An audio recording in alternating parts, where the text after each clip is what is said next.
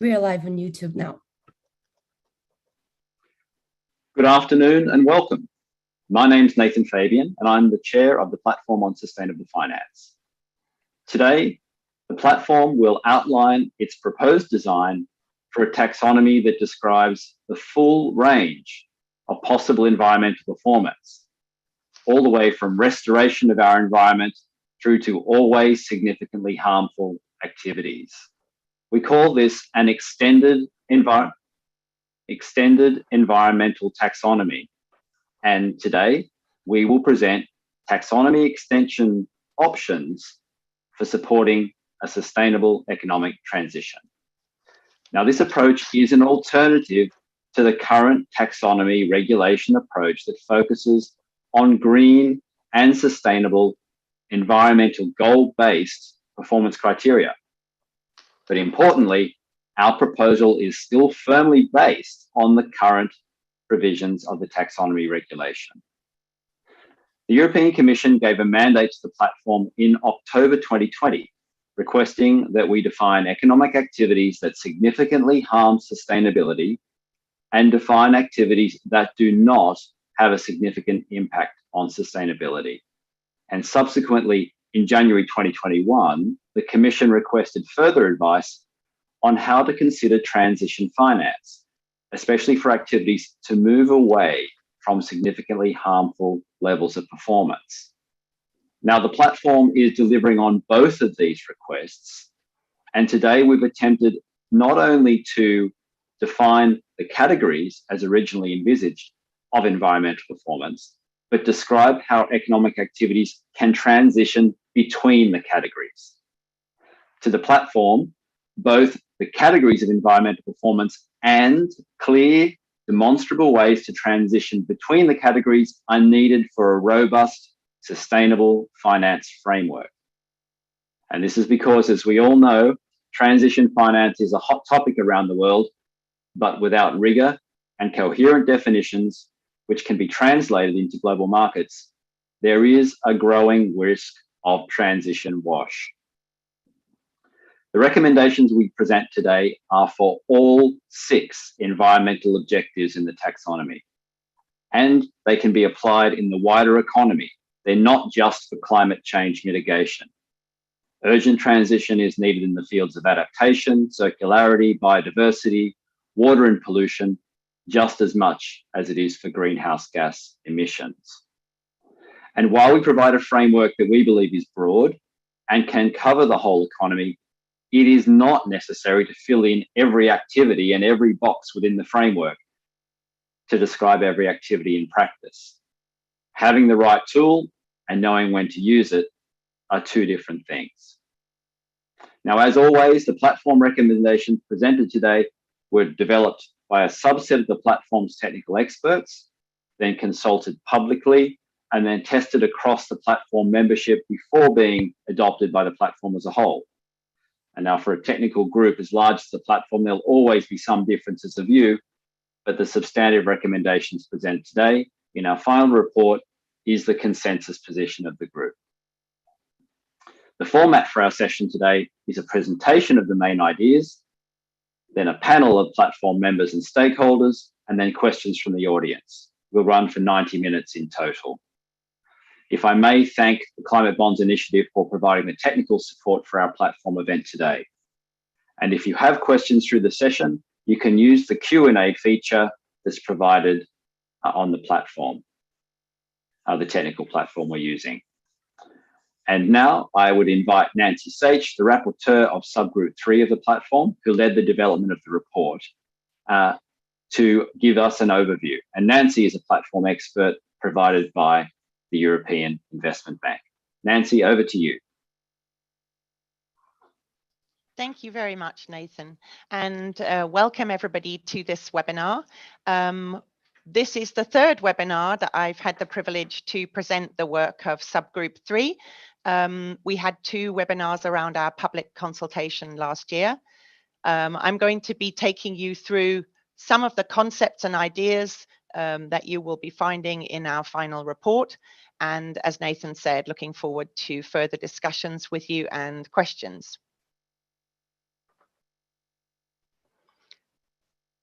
So I'll just check that you can see the first slide before I go on. Thanks, Nancy, we can. Okay, great. So I think it's important to start by saying this is a proposal for an extended environmental taxonomy. It does respond to the mandate given to the platform by the Commission, which was originally to look at the wording in Article 26 of the taxonomy regulation is significantly harmful and no significant impact activities. But we've rather moved away from that concept, and we're looking at what we call an extended environmental taxonomy or an extended environmental taxonomy framework.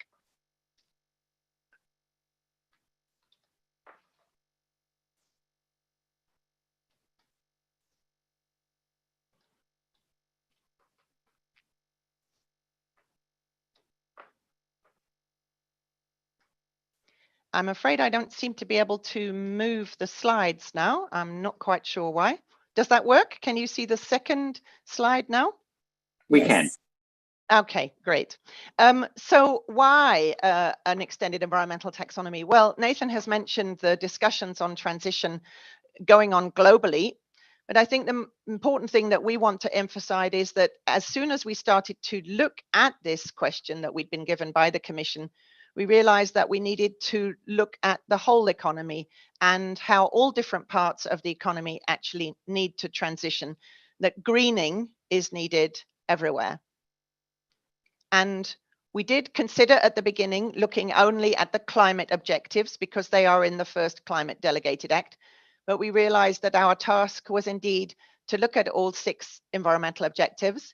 And the reason why that is so important is, of course, we are facing a climate crisis, but we're also facing global biodiversity, water, and pollution crises closely linked to use of water and pollution.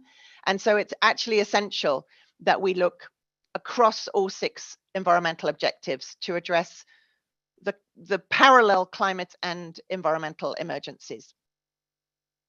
So I'm going to talk you through a little bit of logic that comes from the work that we did from the beginning, which is looking at how different performance levels are already defined in the taxonomy regulation and by the technical screening criteria, which are listed in the taxonomy delegated acts. First of all, there is, of course, a threshold criteria for do no significant harm set for different environmental objectives. That is defined by Article 17 in the taxonomy regulation, and then these actual criteria are laid out in delegated acts. And then, of course, there are the substantial contribution criteria, the threshold for green, if you like. So what we did when we were first thinking about this was we said, well, obviously, here you have activities which are making a substantial contribution. They're either performing at or better than that threshold. They are the green activities. They are what is covered by the original taxonomy. But then we established that indeed activities that are not passing the do no significant harm threshold, as stated clearly in the taxonomy regulation, are causing significant harm, meaning that what they need is urgent transition away from that performance level. And obviously, in most cases, they need finance to do that. What that meant, of course, is that there's a middle space. Indeed, we initially called it the middle space, but then we called it the intermediate space between these 2 performance levels. Now, this is for a particular objective.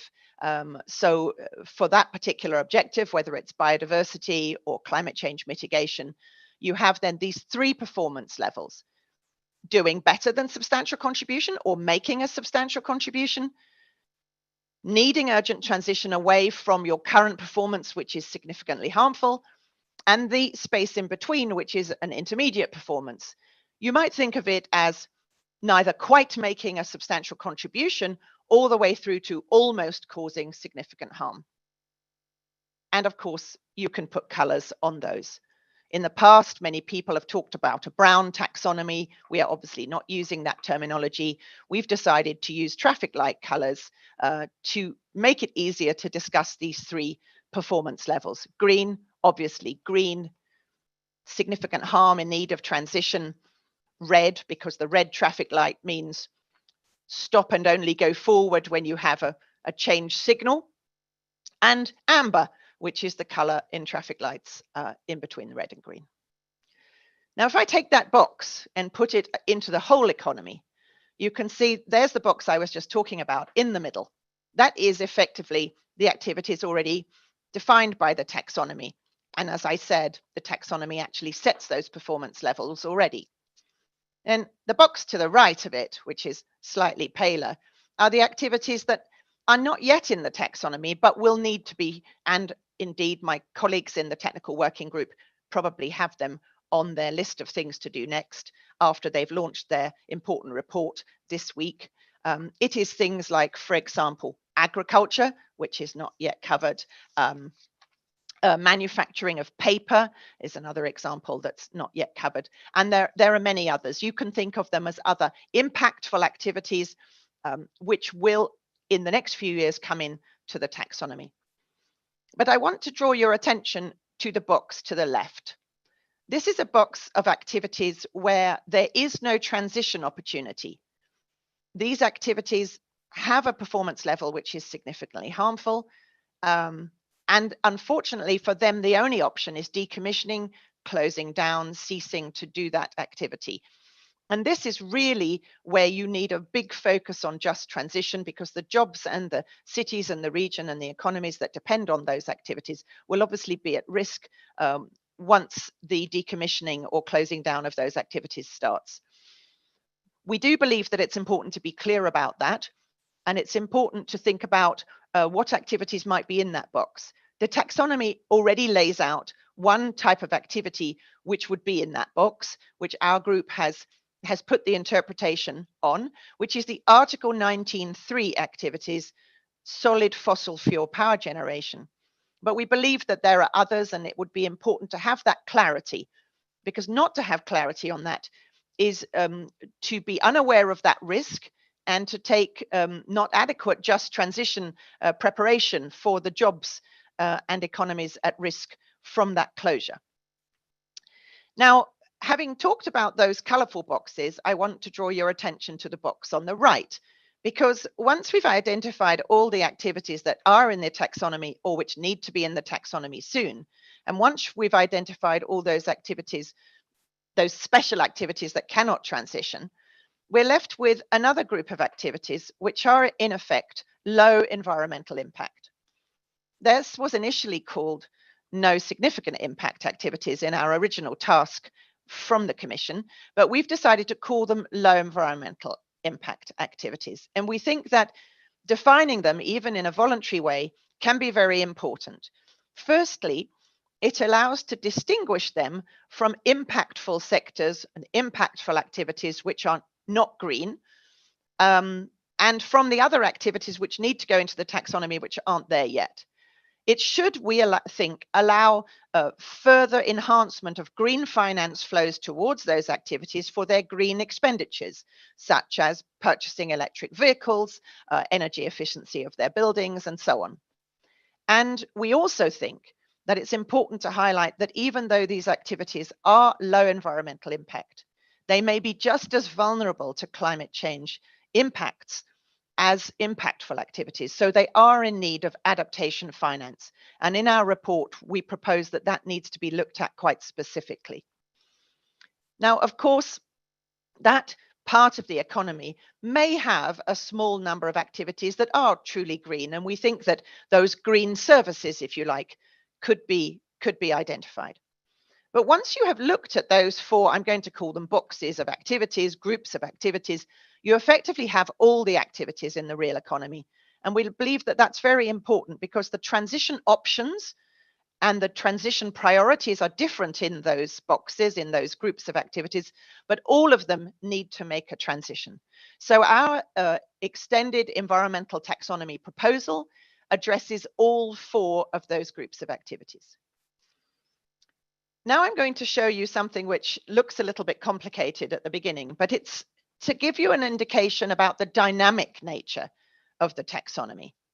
You can see the three colors for the three performance levels, But let's imagine that this is the climate change mitigation objective diagram, although it could be drawn for another objective. We know that greenhouse gas emissions need to drop. We know that the Commission and the EU have the net zero by 2050 target, and therefore it's extremely important that we take account of this dynamic nature. What that means is that an activity that really must transition out of the significantly harmful space, that's the activity at W, which needs to transition into that amber middle space, it must continue to improve, because if it just sits still at that level of performance, the dotted line shows clearly that in the world of falling greenhouse gas emissions, that activity eventually finds its way back into significant harm.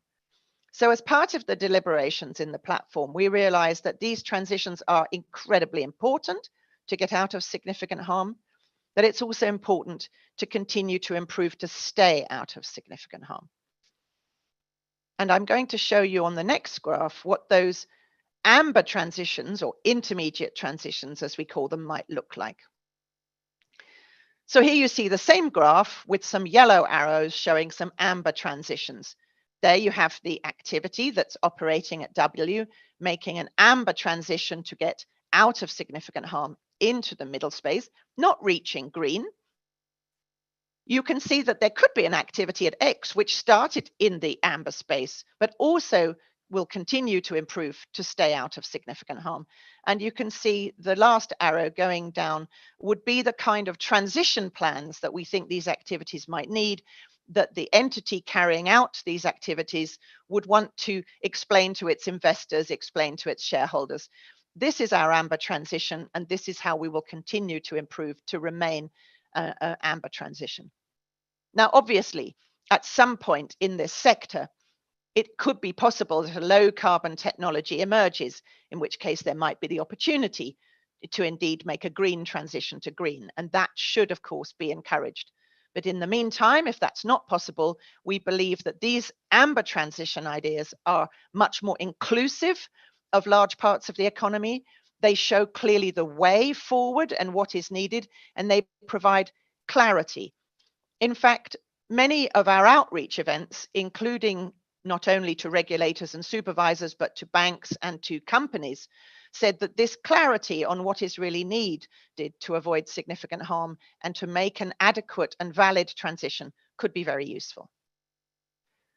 Now I'm going to show you this. I quite like to call it Neapolitan ice cream, with apologies to the Italians listening.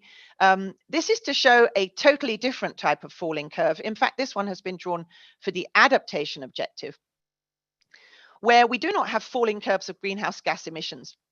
We have three different processes of adaptation. And what we want to show here is that the same dynamic logic applies. An activity that currently has no understanding of where it's vulnerable to climate change or has taken no action to do anything about it would be at W. It would be doing significant harm to the adaptation objective. And it can make an intermediate transition to get into the middle space, to get out of that significantly harmful position. We think that's incredibly important. We also show that over some period of time, if you do not continue to assess and look at how that activity might be becoming, for example, at risk from changing climate in the future, you might eventually also drift back into significant harm. And therefore, continuing to review and look at the situation of how that activity is vulnerable to climate change impacts would be important in the future. But right now, and I think we need to be honest about this, an enormous amount of the European economy is not as yet resilient to climate change impacts, as some of the extreme weather events this last year have shown us. And therefore, we believe that far from it being a bad thing to be clear how much of the economy is not passing the do no significant harm threshold here, we believe it's incredibly important to identify how much of the economy is in need of that amber transition and the adaptation amber transition finance to get out of this state of being very non-resilient to climate change impacts. This diagram puts all the different colors of transition together. then I think it's quite helpful to see them. The green transitions shown by the green arrows are things that are already covered by the current taxonomy. And you can see that there are already occasionally improvement activities within the amber space, such as, for example, renewal of water networks, which is already covered by the Climate Delegated Act. What matters here is your end position, not where you start. So there can be a green transition from the significantly harmful space or from the intermediate performance space. The activity and its turnover will not be green till it arrives in substantial contribution. But the transition and the CapEx and possibly OpEx finance to make that transition can be green, provided it's in a 5 to 10 year transition plan. Now, what we're suggesting is the same logic can be applied for amber transition, meaning it doesn't matter where you start. It's important that you finish in the intermediate performance space. And therefore, when you get to that space, you would be an amber activity. You would have amber performance.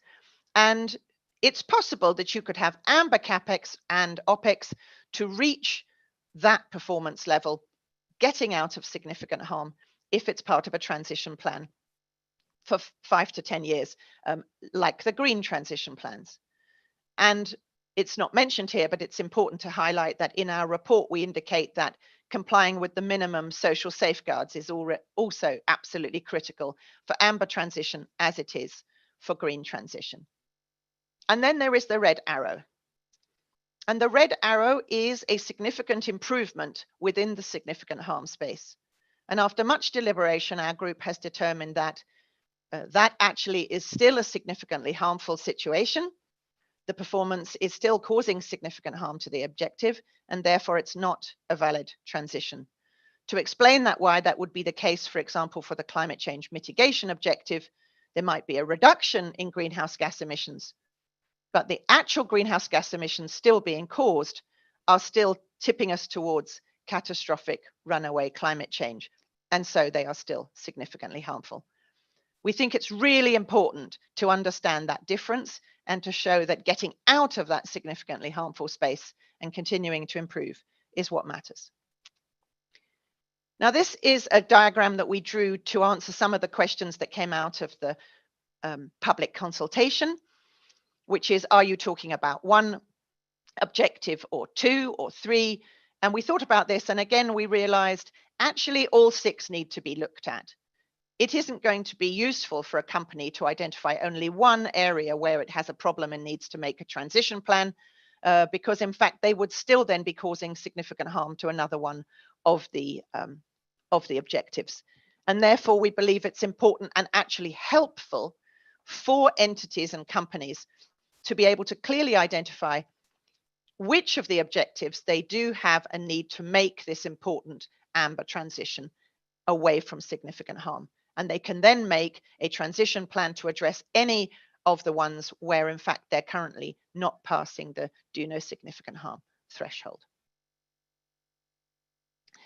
Coming to some financial examples, we have tried in our report to give some various examples of how the amber idea could be used.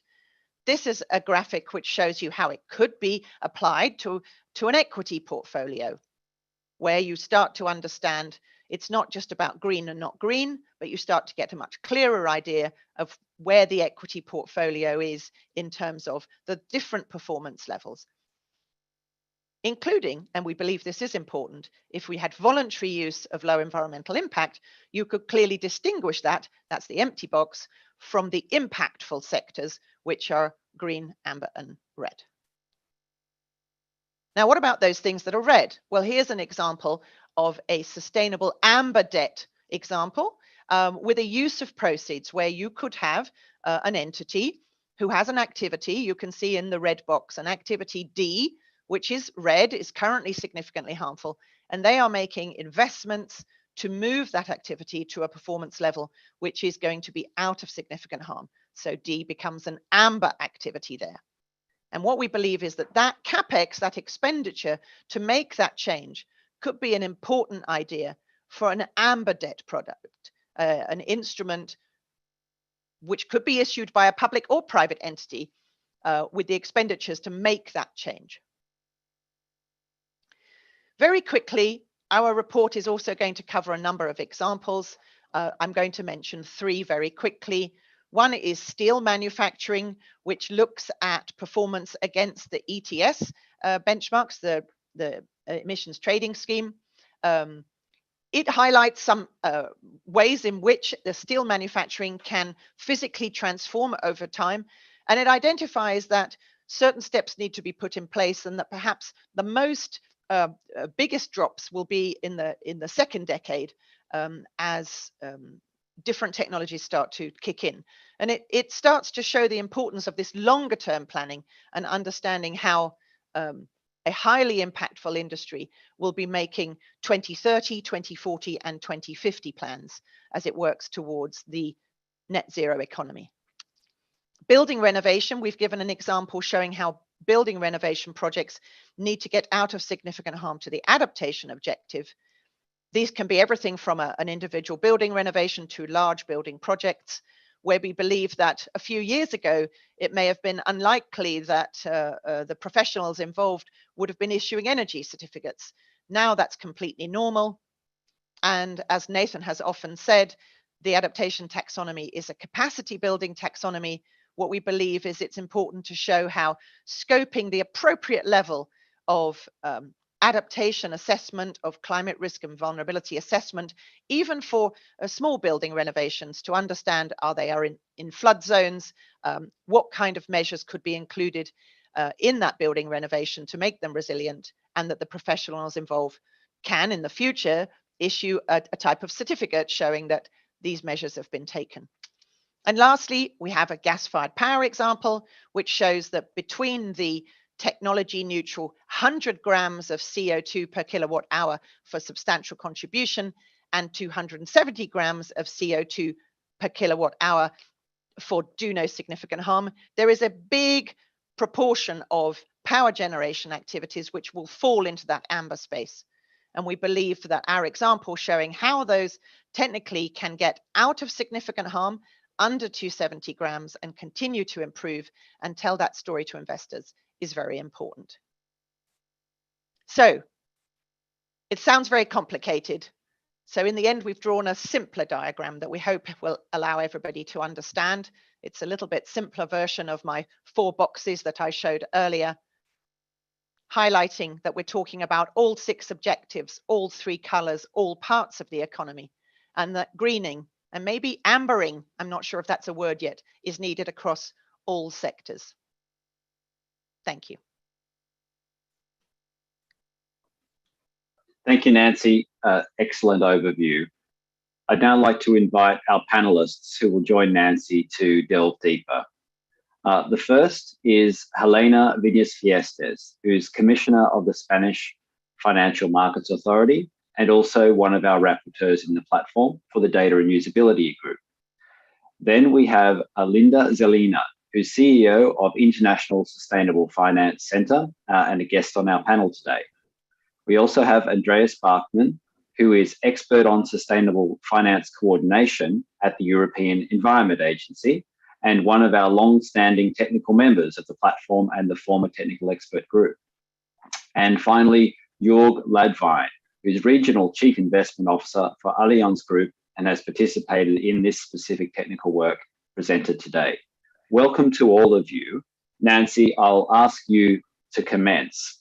It seems one of the most important things the platform is saying here is that intermediate or amber performance can be part of a sustainable future. Can you just restate for us how the platform has reached that conclusion? Yes, thank you, Nathan. We did think about this deeply, and we realized that if, as it states, the green taxonomy says that to make a substantial contribution and to be environmentally sustainable, you have to make a substantial contribution to one objective, but do no significant harm to any of the other 5 and meet the minimum safeguards, then it cannot possibly be logical that you could be environmentally sustainable to one objective while being unsustainable to the others. So in other words, we realized that if you're meeting the do no significant harm criteria, that must mean that you're sustainable. Otherwise, the green taxonomy is for activities that are sustainable for one objective, whilst being unsustainable for others. However, there is an important caveat. We realize that when you're in the middle space, you're much closer to significant harm. And therefore, it's much more likely or probable that you might fall back into it. And that's why we realize that we can say, yes, you are sustainable, but only if you're continuing to improve. And importantly, that you go on to green when possible. Thanks, Nancy. Okay, so Andreas, can I start with you, please? Using your broader environmental performance perspective, some have argued that we should start with climate mitigation only when thinking about these extended concepts. Why, from your perspective, is it so important that we look at all 6 environmental objectives for the extended taxonomy? Thank you, Nathan. Yes, I think the simple answer is that what we're faced with is essentially multiple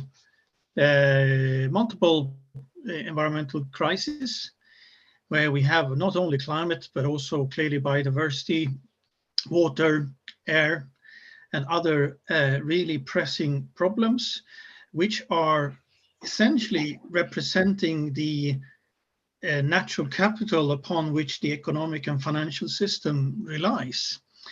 And this is also reflected in the EU overall ambitions, targets, including the EU Green Deal. And you can say that it's all about the systemic risks and the systemic issues, the integrated picture here, where it's very difficult to sift out one problem and forget about the rest. And I think this is the beauty of the taxonomy concept, that it is an integrated and systemic concept from the beginning, factoring in substantial contribution and no significant harm, and also minimum social safeguards. And I think in this extended concept, which we have worked on here, I think the integrated nature of it becomes actually even more important, because it is about reducing harm to our environmental objectives in a more systemic, integrated way. And the performance levels that already exist in the current legal framework is a fantastic stepping stone to actually help operationalize meeting or contributing to EU Green Deal targets through transitioning from red to amber, or within amber, or ideally to green. So I see it both driven by the nature of the problems that we have, which are clearly integrated and systemic in nature and urgent, where the taxonomy is also an integrated concept, and basically joining up the dots from the beginning will help us all meet not only one target, but actually all of them in a more cost-efficient way, I would say, as well. And it would send more consistent signal to the markets by having this integrated picture as the taxonomy provides. Thank you. Thanks, Andreas. Well, let's bring in Jorg as an institutional investor and he manages a very large portfolio. Jorg, what investment decisions would be supported by this framework? I think one big beauty of this extended taxonomy framework would be, let's say, much more transparency and clarity about different environmental performance levels that exist in our economies. And we could use that for, let's say, setting targets for our overall portfolios. So we could, for example, say, at the moment, the first studies show for the share of taxonomy aligned, let's say, so i.e. green investments in portfolios and funds is probably in the low single-digit numbers. And that's kind of difficult to use that, let's say, for steering purposes, and also difficult for telling a story to your clients in the end, right? So I think my vision would be that if you have a complete extended taxonomy framework, that we could use it for, let's say, steering portfolios, let's say, increase the green share, reduce the red share, and that middle space obviously also can play an important role, and also transport that to our clients in the end. I think that would be my biggest advantage, the biggest advantage that I see, because we can use already the criteria, do not significant harm. You would use it right now for assessing individual investments, but not so much for overall portfolio steering. Okay, that's very helpful. Many people watching this will be wondering about the implications of the red zone. So how would you react as an investor in practice to knowing that a company was in the significant harm space and could potentially transition? Would you think that that was a company worth financing, or would you feel that this is a no-go area for me? I think in the end, it's an opportunity to engage with the company's management and to talk to them. So encourage them to get on a transition pathway that is Paris aligned and that is consistent with this framework. And the criteria that are being set there could be used in this engagement as concrete KPIs to follow, and then start with a dialogue. And I think in the end, if a company gets itself on a credible transition pathway, a strategy, has credible decisions taken at the top management level, and I think a company like ours would be more than happy to support such a company in its transition. Yes, very good. It does add much more granular conversation, doesn't it, with a company Correct. about their Correct. transition plan. And that's the real benefit here. Okay, thank you. That's Exactly. excellent. Yeah. Linda, can I bring you in, please? How would this tool add clarity to transition planning from your perspective and in terms of the companies you work with? Thank you, Nathan, and thank you, Nancy, for a great overview. I'm confident that there's going to be a lot of excitement around this space, because I do think that having some sort of transition aspect to it is very, very important. So our center, ISFC, is headquartered in Prague, and we predominantly work with the Central Eastern European business and private sector. And needless to say, there was a great worry about the dichotomy of green versus non-green. So this actually creates a little bit more of a nuanced landscape and enables also businesses to try and plan what kind of KPIs, what kind of transition plans they need, and how to really rethink the business models. And the more alignment we have across these different regulations, and the more we can build an understanding and the linkages between the plans, the policy, the regulation, the finance, the better it is. And I genuinely think it's a great idea that this opens up the discussion of how do we do this transition. And I think it's also very important to point out, as Nancy highlighted, that 30 to 40% of the economy actually are not necessarily included in the amber category, because that part of the economy does not fall into the categories as they have low environmental impact. And that also should be recognized, that service industries and multiple industries are not necessarily threatened. And altogether, transparency and ability to award businesses that are transitioning is a very, very positive story, because up until now, businesses just keep saying, because of Ukraine, because of fears of inflation, we first need to make sure that we exist to transition. And if this actually enables to take away that fear that, well, we will be labeled as nobody can touch us or we're not doing enough, that can actually open up the first steps of figuring out what transition steps can be taken and not necessarily be labeled as non-green. So I think it's a very good idea. Linda, thanks. Can I follow up on this? Because we just need to compare the current thinking around taxonomy, and some criticisms were that it was too binary, but at least it was a green target that everyone could reach for. And there was always potential there, and you wouldn't have to worry about being described as not being, well, there was concern about not being green, but you wouldn't be labeled something else. So there must be some risk and concern there among companies. Do you think companies will understand the opportunity here, or will they see it's more of a concern? I think under the conditions, market conditions we have right now, I think concern, we will not get rid of all concern. There will be concern. However, I do think that we also need to think about the investable universe that you have, especially in economies that don't have the same starting point in terms of electricity mix and energy mix. So I think if you can actually, for example, there's a company called Cesesco that tries to help businesses to transition to green energy. And that would actually fall into trying to improve, trying to get better. Because the problem is that we do need to reward those who take action. And that has been one of the big blocks in terms of business.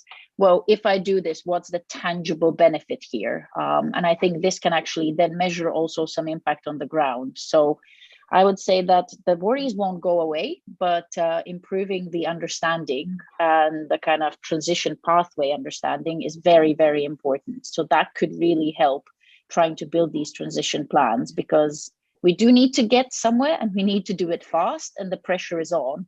And I think that this is a very helpful framework in which to think, to try and figure out the pathways and also maybe put some sort of a timeline on it, which is very crucial for business.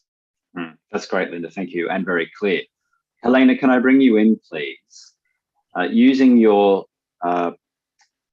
practitioner's hat, but also thinking about this supervisory and implementation perspective, what are the opportunities, or what do we get out of this type of tool for supervising a market that is in transition, and especially this transition away from significant harm to these intermediate and green performance levels? Thank you, Nathan, and good afternoon to everyone. An extended taxonomy actually can be of great help to regulators and supervisors in our efforts to tackle two of our main concerns, which are, on one hand, protecting investors from greenwashing, and secondly, ensuring financial stability and proper risk management. Yeah, and by risk management, I mean climate, both physical and transition, but also broader environmental risks. Now, the way the extended taxonomy can help is in basically three ways. The first one is by helping to identify stranded assets. Stranded assets are assets that have suffered from an anticipated or premature write-down, devaluation, or that have converted to liabilities. Yeah. So what can better fit the definition that those activities for which there is no technological possibility of improving their environmental performance, than the stranded. And therefore, these activities require existing or decommissioning, as Nancy was mentioning. Yeah? And it's important to differentiate that while significant harmful activities risk becoming stranded, and if no action is taken, therefore, they could become stranded. And the advantage there is for financial institutions and non-financial entities is that it helps manage the risk, identify the risk, and then manage them. And from a supervisory perspective, it helps identify what is the exposure of the of the entities that it supervises of those risks. Yeah. As opposed to that, an always significant harmful taxonomy will help, identify those activities that are already stranded. A priority that is often neglected is the urgent need to mobilize finance for existing decommission and shutting down those activities, alongside, again, as Nancy was saying, implementing the right measures to support those workers and communities that they are affected in line with the principle of just transition. I believe that should be a priority, not least from a policy perspective.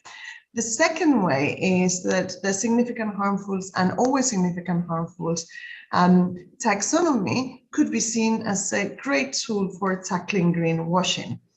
A green taxonomy, the advantage is that it allows you to identify whether or not what has been marketed as green is actually green. It helps fighting greenwashing, but only to a certain extent, because what it doesn't help you is to identify what the rest of your investment is. And as important as identifying what proportion of your investment is green is to know which proportion causes harm and causes significant harm. Arguably, from a risk management perspective, it's even more relevant to identify the proportion of investment that causes significant harm than actually the one that contributes. And this is why it is very important for investors that want to ensure that the green investment causes no harm to have a real overview, a clear view, of what the impact of the entire investment does. And equally important is for regulators, trying to fight greenwashing. Now, the third way is through the adaptation taxonomy. The adaptation taxonomy is key to evaluate and manage physical risks.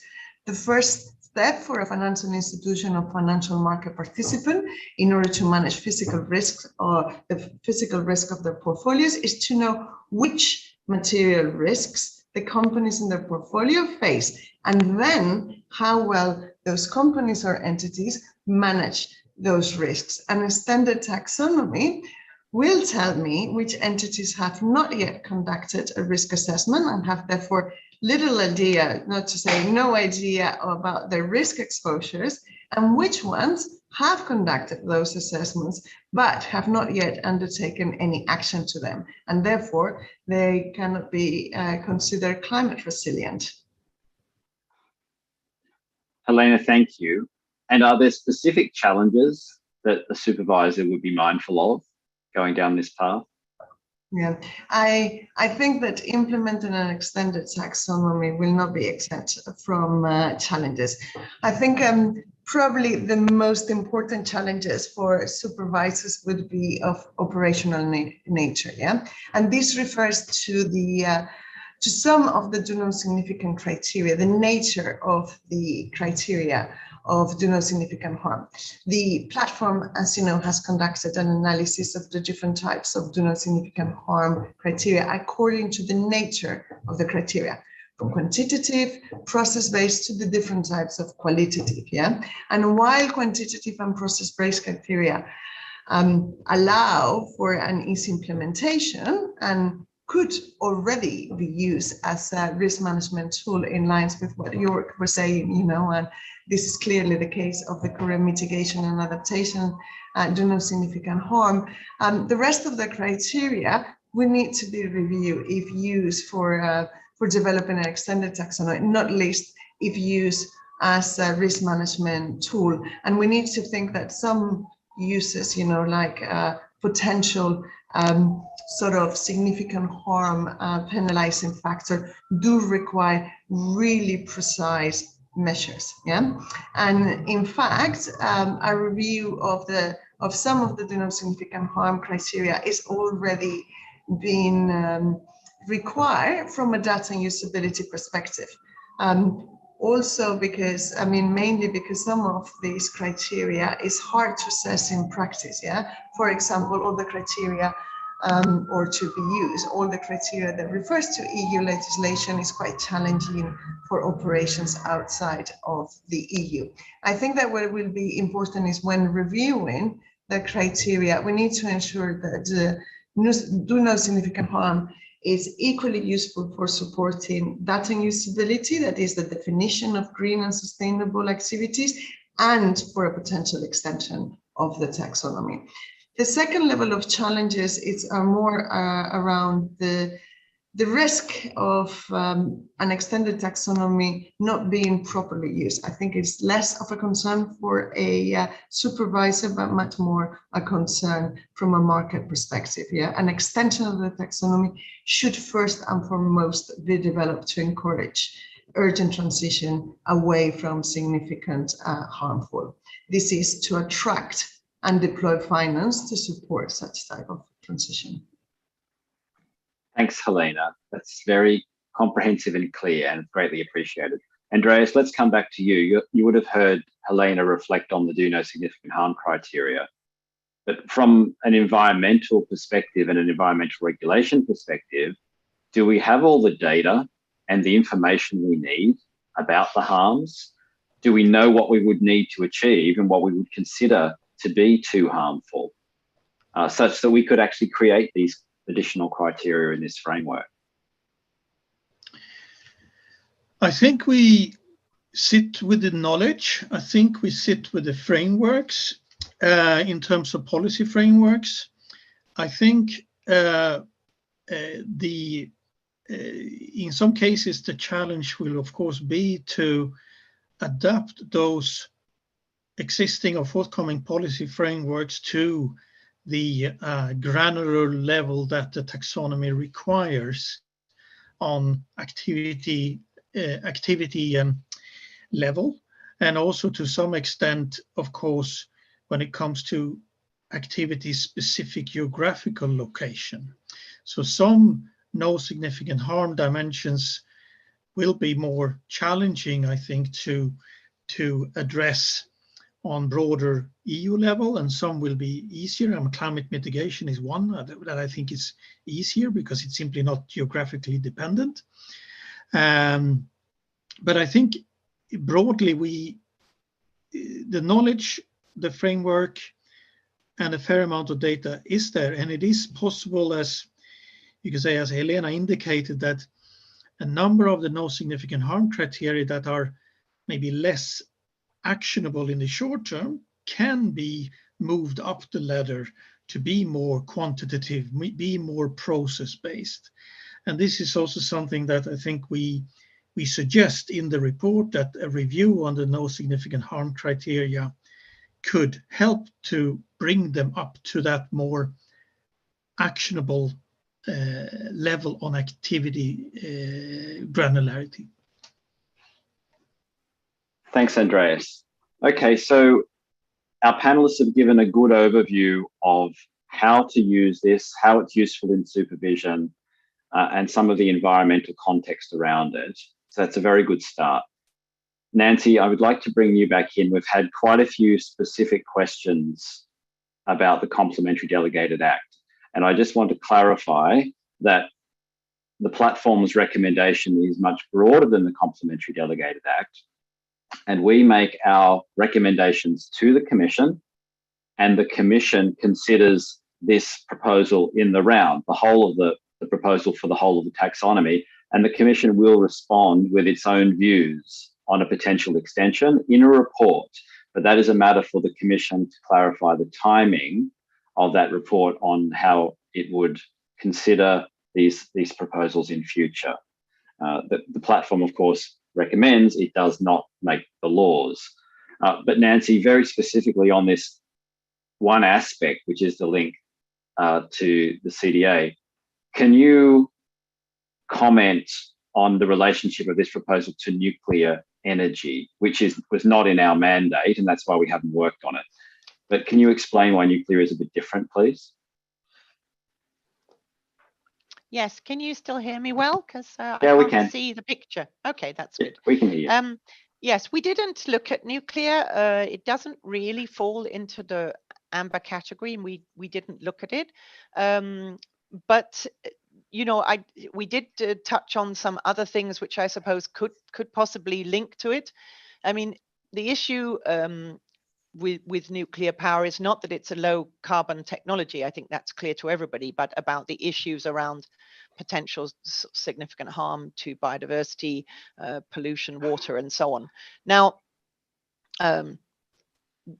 we do have an example in the report about wind power, where we show that, you know, what getting out of significant harm to, for example, biodiversity looks on the surface like an amber transition. But if that is indeed the one thing that needs to be done to avoid significant harm, then because wind power is always low, you know, counted in the taxonomy as a substantial contribution, then effectively that becomes a green transition, provided, of course, that it's in a 5 to 10 year transition plan. So as I said, the group hasn't covered nuclear at all, but I mean, just answering you now, Nathan, I would say, well, it could possibly be useful to think of it in the same way. You know, would there be such a transition out of significant harm in a 5 to 10 year transition plan, which might allow to avoid the significant harm to whichever objective you're talking about. But then, of course, actually, it would not be an amber activity. Then it would be a low carbon activity. Whether it would be labeled as green would be a different question.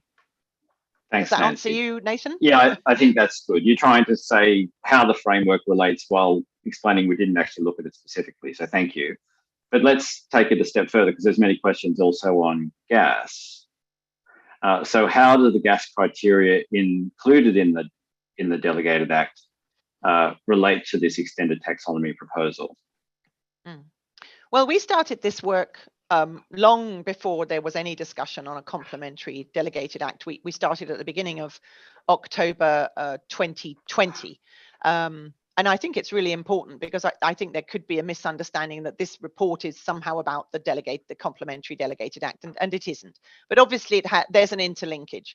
And what we've done is we've given an example showing how the technology neutral criteria, which are in the taxonomy already, which is 100 grams for substantial contribution and 270 grams for do no significant harm, could be used to establish the middle performance space, the amber performance space between the two, and therefore to encourage amber transitions to get below 270 grams of carbon dioxide per kilowatt hour. Now, the complementary Delegated Act actually has, which is now under scrutiny, has those same criteria in it. It has the 100 grams and it has the 270 grams. It also has other criteria which don't fit into this pattern. But we believe, therefore, that it's not completely incompatible, and the logic still applies. And we think that what's really important is this 5 to 10 year transition plans, that it could be amber capex, for example, if there could be expenditures to bring in certain other types of low carbon gases. You could also be looking at implementing carbon capture and storage. But importantly, and our report shows this, that if you have a highly efficient combined heat and power plant running on gas, it actually would, if it was a highly efficient new one, it would indeed usually be operating well below 270, which would mean that it is an amber performance activity, that it would be important that the entity, while talking to its investors, would explain how they're planning to improve that performance to stay out of significant harm in the future. But I think that's quite an important thing to say. Obviously, for the CDA itself, we'll have to see what happens during the scrutiny period. Thanks, Nancy. Very good. I'm now going to go to questions from the audience. We've had excellent questions. Thanks to those of you who used the Q&A tab to provide them, because it's much easier to manage. I'll do my best to try and get to some in the chat, but I'm going to focus on the Q&A tab for the moment. The first question I would like to put to Helena, and this is about the reporting of this approach. And the question is, would CapEx directed towards closing down an always significantly harmful economic activity be labeled as a green transition? How would we report this kind of CapEx expenditure, do you think? Thank you, Nathan. I think that the first thing that we would have to develop is the criteria for how decommissioning should work, in the sense of that it's not by the very fact of decommissioning that it would be green, but it would have to comply with developed criteria on how that decommissioning should be undertaken to ensure that it doesn't have any negative impact. Once we have that criteria, if a company decommissions, a plant, then and follows the criteria, then that CapEx could be classified as green. What is also really interesting is that it opens up the door as well for those companies whose business is to, undertake the decommissioning itself, and those ones could actually even claim as green the revenues, generated from decommissioning a plant from another company. Thanks, Helena. Jorg, the next question is to you. Do you think that having these additional categories would cause you to change your risk reward ratios that you would use, or any metrics that you would use based on this red to amber transition? And do you think that in the market that would change the cost of capital? I would say, like we try to integrate as far as possible already now a risk assessment regarding environmental risk, ESG risk assessment as part of our decision taking for all our investments already right now. And I think the extended taxonomy framework and the information that you get through it would obviously feed into this risk assessment process.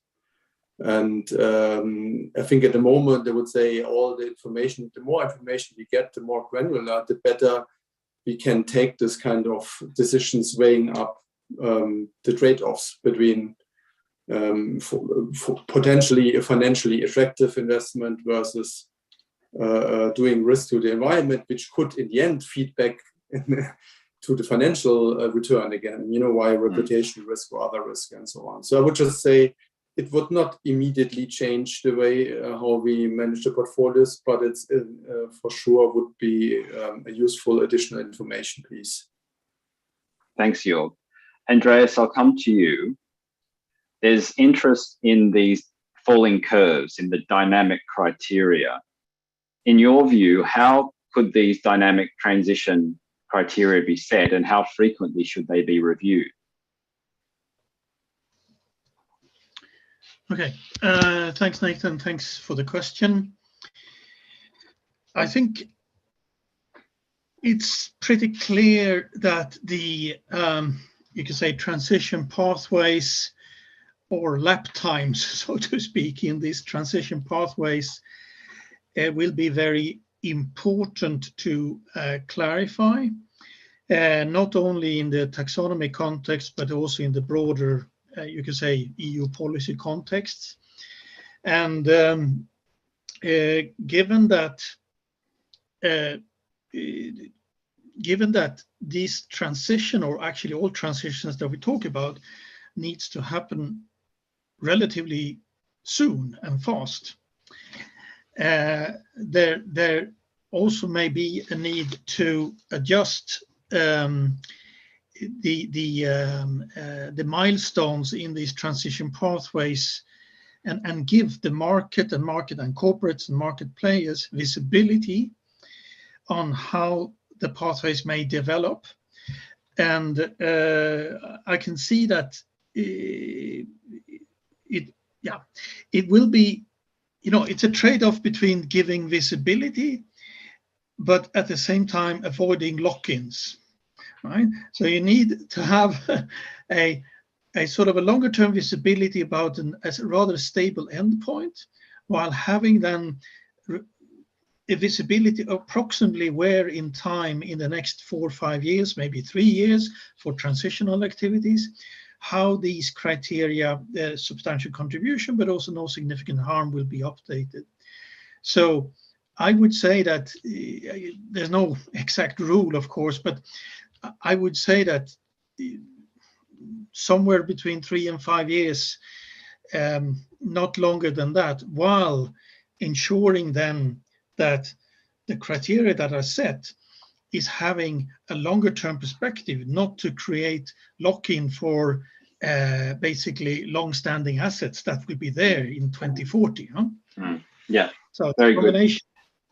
Good. Yeah, it's always a balance, isn't it? We know these assets and have lives, and they have finance that's attracted to them for those operating lives. So we need to signal the future without necessarily revising the criteria so periodically that it's hard to manage. So this is a tension, but an important design question. Thanks for setting out the issues. Linda, this next question's for you. Thinking about how taxonomy relates to other types of reporting, and specifically company transition plans. There's been quite a few questions about how this approach would relate to, say, target setting under SBTI, or how this would be used in corporate transition planning. Have you had a chance to think about this, and how do you see it?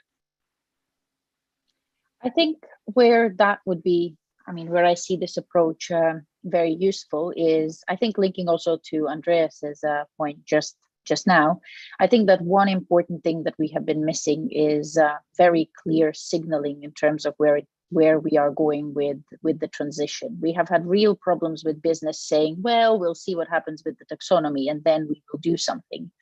And also because it was seen as a bit more binary, there was a lot of worry and upheaval. So I think actually having a bit more complementarity between these different transition plans and also a clear pathway and clear signaling would be very, very important. And of course, that also means that the local governments will need to figure out how they do the signaling on their part. And I think Helena's points are very important. How will supervisors actually use this? Because everybody wants to know. And that kicks off a very useful discussion in the national capitals, especially across Central Eastern Europe, where I think we haven't had enough of these conversations and people have been trying to delay. And now I think with the crisis that we have on the borders of certain Central European countries, this is becoming really, there is much more focus and much more willingness to open this discussion. And I think it shouldn't be an opportunity that we waste. We really need to figure out how we do this right. And I think one thing that will be very welcome is any kind of technical assistance or outlining of how does this fit with the rest of the disclosures? Because time and again, we hear from businesses, well, can you please tell me how all the pieces fit together and what are the critical things I need to report to comply?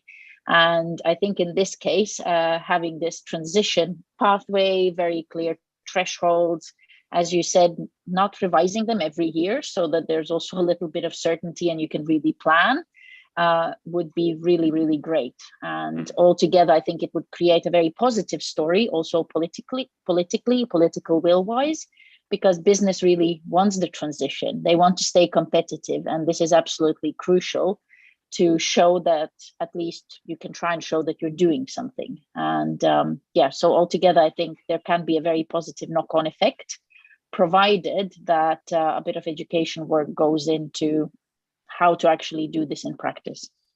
Yeah, thanks, Linda. Yeah, if it helps, I see taxonomy as a more granular progress check in reality. And so therefore it's complementing a target, which is set long into the future, usually, and a transition pathway. But we still need to know how we're progressing along that pathway. And only entity level reporting doesn't tell us enough about how we're changing the exposure of the balance sheet, the environmental performance of the assets, and how our capital is being applied. And this is the gap that the taxonomy fills in a very clear and granular way. So it's a complement to those other techniques, I think. So thank you, Linda, for taking us through it. Nancy, I can see in the Q&A you've said you'd like to answer a few of the questions verbally. So why don't we just leave 5 minutes now for you to go ahead and do that? Okay, perhaps I wasn't supposed to do that. Anyway, no, that's good. Yes, I wanted to touch on a couple of things that people have been asking. One is, will this replace transitional activities? No, this proposal will not replace any of the green taxonomy. Transitional activities are in the taxonomy regulation. They're part of the green taxonomy. They are a type of activity that makes a substantial contribution to climate change mitigation when they are not already low carbon. So as I was trying to show with my boxes, we're not changing the green. We are suggesting that the bits that's not green can be more clearly understood using criteria that are already there. And that brings me to a second question that was asked about, well, how will you define the boundary between these two areas? Our work is building exactly on the green taxonomy, on the existing taxonomy regulation and the first climate delegated act. And somebody rightly says, well, what about the Taxo 4, which is the recommendations for criteria for the other 4 objectives? Of course, that will provide a lot more criteria, but our logic of our structure is not affected by how many criteria are there. The new criteria as they come can slot in. It is the taxonomy technical screening criteria for substantial contribution and do no significant harm in the existing green taxonomy, which define these two boundaries of the amber space. So I mean, I think that's really important. The other point which several people have raised is about reporting. Now, we're well aware that the taxonomy is quite new, reporting is just kicking in. We are not suggesting that other compulsory reporting is done immediately, because indeed that would require legislation, and that takes quite a long time.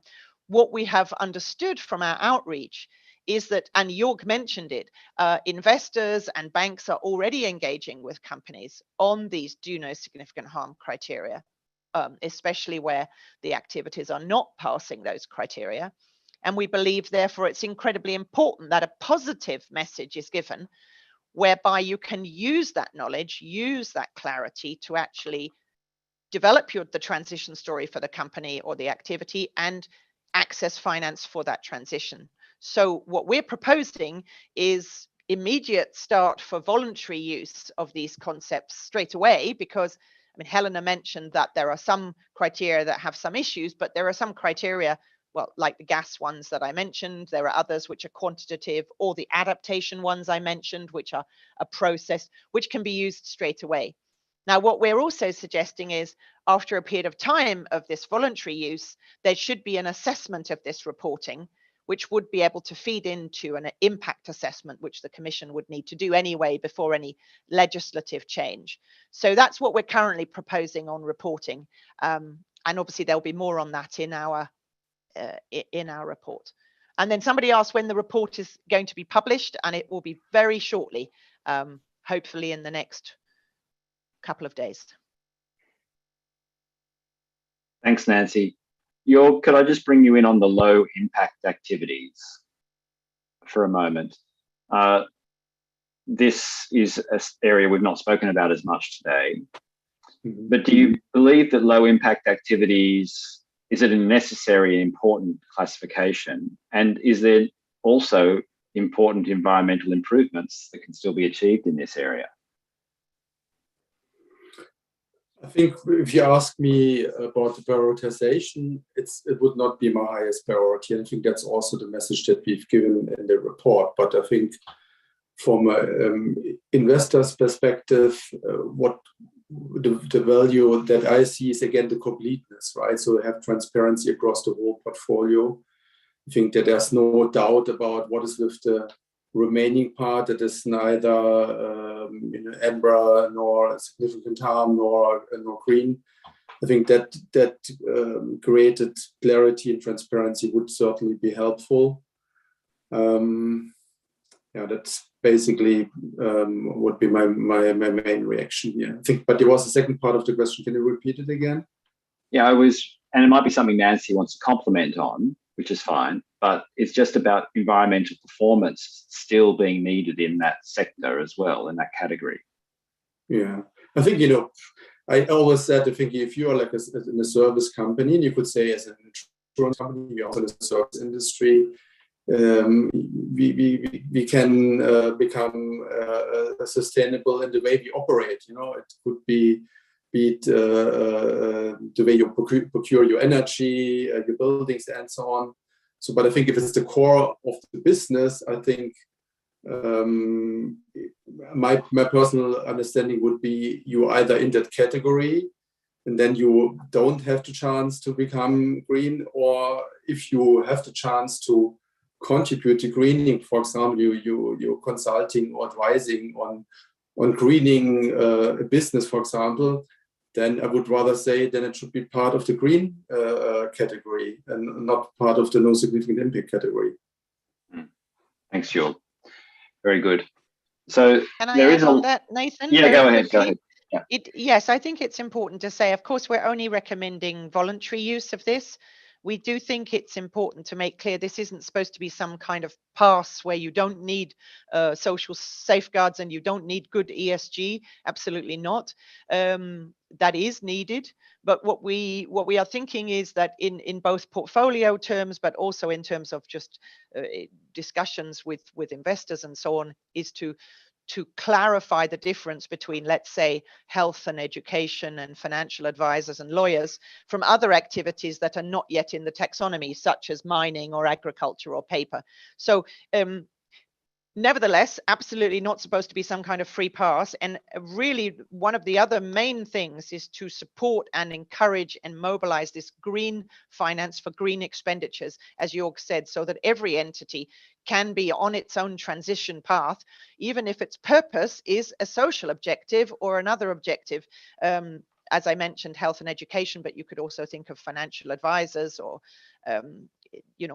vaccine development.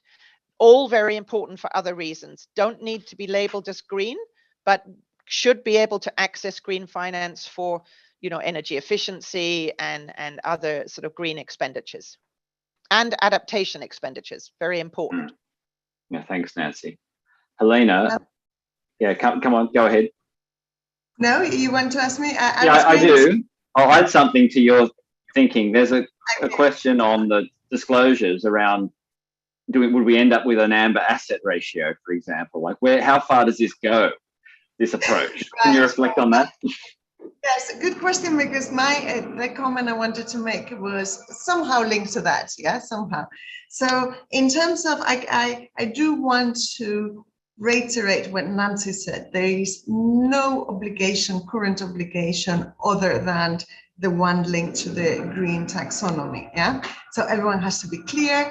These are the platform recommendations to the Commission, and in order one day to be mandatory report disclosures linked to potential extent of the taxonomy, that should be the Commission that actually that's so, and would have to modify the current regulatory framework. Now, having said that, I do think that there is a benefit, and that for those companies who invest in moving their activities or assets from significant harmful to that intermediate space that Nancy has presented, that amber capex, that is a beautiful story to tell. And I think it is a story that is worth telling investors. It's part of a broader story, which is what is the company's transition plan, yeah?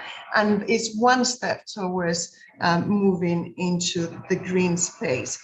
I also think equally interesting is for those financial instruments that are directly linked with this amber capex, as we call it, to say it, to tell that story, because investors who are interested in investing in transition might be very interested in these financial instruments, but also, as I said, on how they link those capex investments links to the broader company's transition plans. So that's what I was going to say.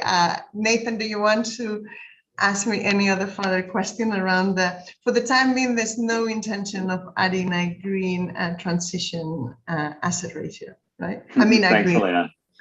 Amber asset ratio. Yeah, that's fine. Thank you. All right, so we are approaching the end of the session. So Helena, if there's any final comment you want to make in a moment, just take a minute to prepare it.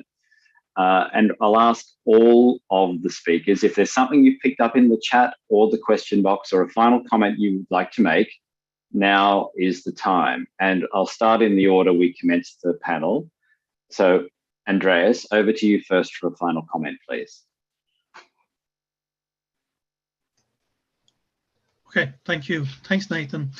Sorry, I haven't been able to read through all the questions, but I think my final reflection is that the current green taxonomy framework is deeper and more encompassing in terms of performance level that maybe have been fully recognized before.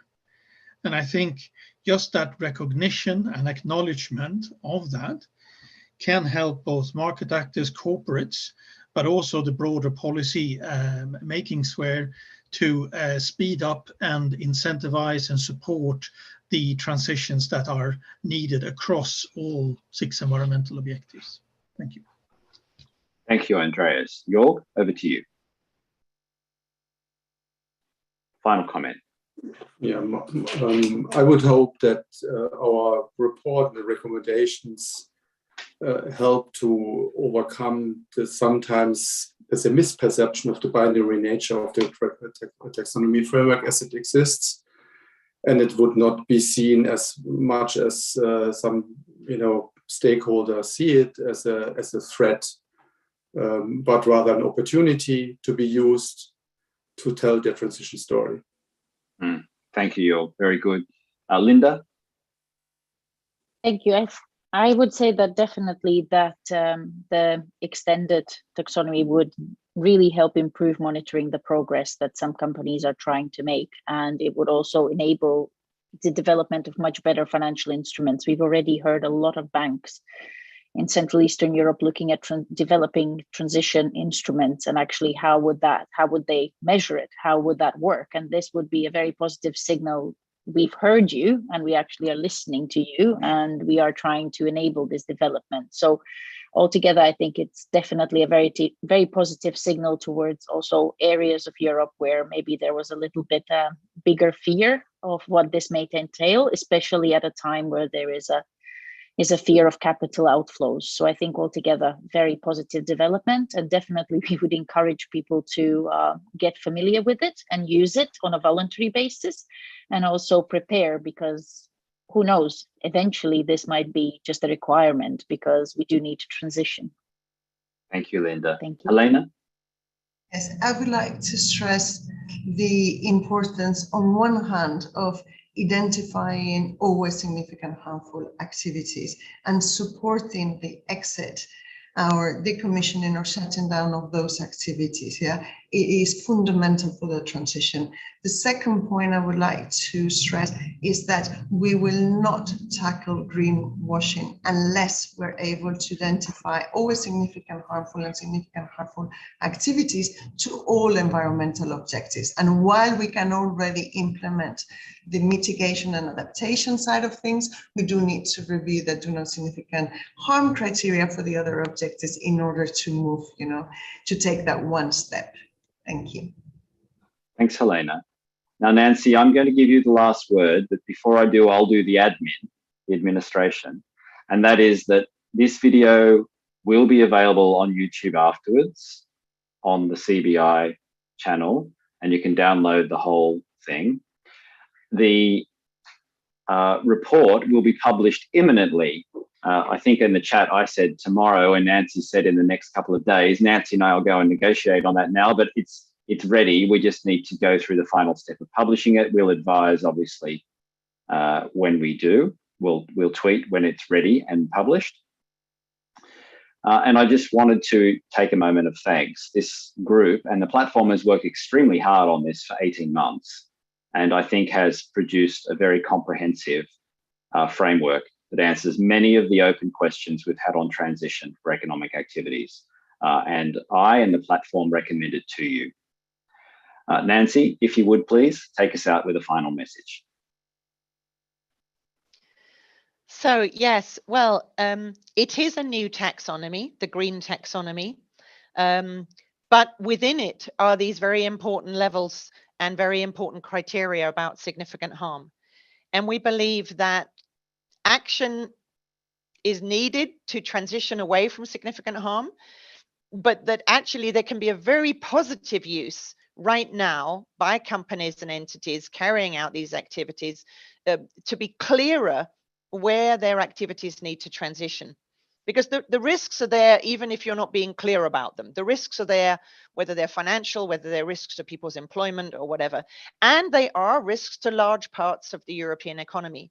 And we believe, therefore, that being clearer about that and allowing people to use this, which is already there in the green taxonomy, it's just not set out for that purpose, is going to turn from a sort of labeling of significantly harmful, which isn't helpful, to a labeling of the transition that's needed and the finance that's needed for that transition.